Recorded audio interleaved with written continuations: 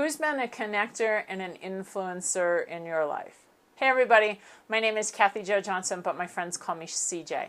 I hope that somebody's name appeared to your mind. I've had a ton, and I'm very, very grateful that I have. One of those people was Billy Casper. Some of you are going to hear that name and you're going to know exactly who he was. A very small percentage probably. A few others are going to hear that and know that he was a golfer. And the greatest percent are going to say, who's Billy Casper?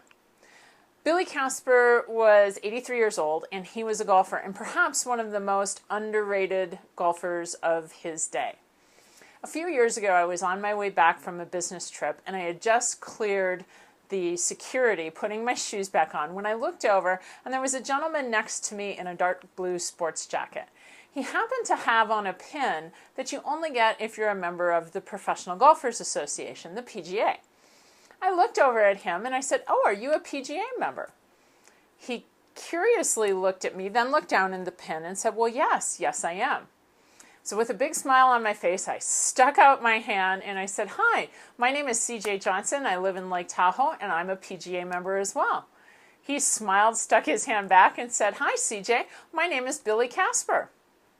Oh, needless to say, at that point in time, I was now mortified, right? Here I am, a golf professional, and I didn't recognize one of the biggest in the business. So anyway, after my profuse apologies, and he was very, very kind, we struck up a conversation. I knew some people who work for his company, and we started to chit-chat a bit. It was at that point in time that he looked at me and he says, "CJ, if you have time, would you care to walk me to my gate?" If I have time, really? Well, I made the time. Thankfully, I wasn't running for the plane. I think I might have chosen to miss that plane.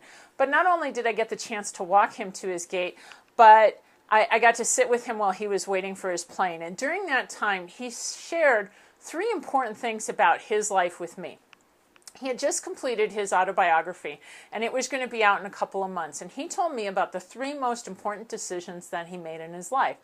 The very first one was to marry his wife Shirley. And it was kind of a series of things that he had to go through just to even meet her. So that was number 1. The second thing was to join his church, because at the point in time where he joined his church, he said it was grounding for his family. The third thing that he shared with me was how he won the U.S. Open.